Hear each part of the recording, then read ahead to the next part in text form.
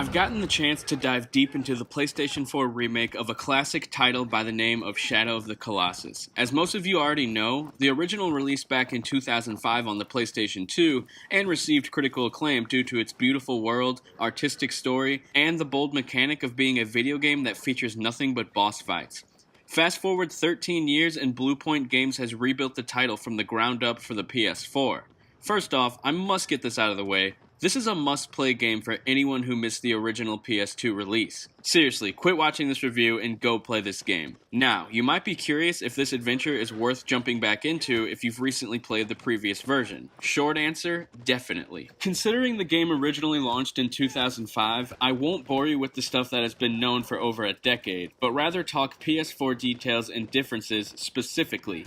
You might be wondering how the game controls in comparison to the original. First, there are 4 different control types: Classic, Classic Remapped, Modern, and Modern Remap. Unfortunately, even with the game's new modern control scheme, things still don't feel as quite natural or fluid as a real modern video game would. That being said, its PS2-like control schemes do have a level of charm to them and hit you hard with the nostalgia. While shooting the bow with R1 and speeding up the horse with triangle feels a bit odd at first, once you're an hour or so into your adventure, it all starts to feel more natural. While I played most of the game with the new modern control setup, I think using the classic scheme feels more or less the same after a few hours.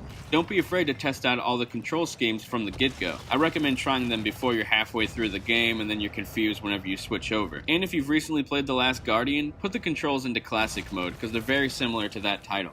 Mechanically, Shadow of the Colossus feels almost identical to the PS2 and PS3 versions. I expected things to feel a bit different since the visuals got such a good treatment, however, the game feels very much the same, camera issues and all, which may or may not be a big issue to you. I'm sure it was intentional of Bluepoint Games though, as they didn't want to alter the original artist's vision. I will say though, I haven't played the original in about 5 years, so I could be wrong, but I'm fairly confident it's all mechanically very similar to the original game. Also new to this version to Shadow of the Colossus is a fan favorite feature that's been making its way to a lot of PS4 exclusives lately: photo mode. I don't even want to think about how long I spent trying to capture the perfect image. If you're wondering how it is in Shadow of the Colossus, think The Last of Us Remastered or the Uncharted collection on PS4.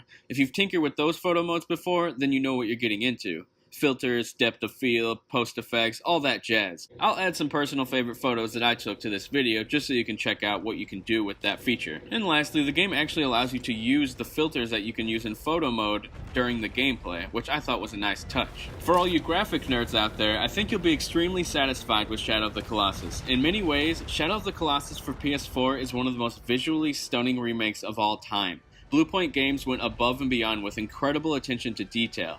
From the way water ripples or wildlife reacts to Wander and Argo, the boy and the horse if you didn't know that, to even how the bugs fly around swampy areas. It's all so engrossing and feels like a living, breathing world. All that, along with the impeccable musical score that we all know and love, I seriously can't recommend playing this enough. Anyway, aside from all the obvious graphical overhaul stuff, if you're playing on a 4K TV and you have a PS4 Pro, you have some options. You can choose between playing in 1080p with 60 frames per second or in lush 4K with 30 frames per second. For me personally, I preferred the 4K, which isn't usually the case for me. I just think the 4K resolution with 30 FPS smooths things out a bit more and looks seriously jaw-dropping, especially with HDR enabled. If you've already played the original, you already know what the game is made up of, and there's not an ounce of content missing from this remake. Expect the heart-pounding cinematic gameplay of trying to figure out how to take down giant colossi. Half puzzler, half action title. A true accomplishment of its time. With a handful of new features and its astonishing fresh coat of paint, I can't help but recommend a remake of this caliber. Shadow of the Colossus is an odd game, but it brings moments of peace, disappointment, and triumph. I'd consider it to be among the very few must-play titles on the PlayStation 4. Hey guys, one last thing I wanted to add. Merely minutes before I decided to publish a review on YouTube, I got an email from Sony that has a bunch of information on this remake and the stuff that they did actually subtly tweak. I'd mentioned previously that I didn't think they really touched much. Well, I was a bit wrong because they messed with... I'm just going to list out everything that they told me, and this is off the cuff now. This isn't me like reading a review or anything. They tweaked with the bow aiming to make it easier to go into aiming mode, so the camera's like facing the correct direction. They made the aiming more smooth. They made it easier for you to mount the horse.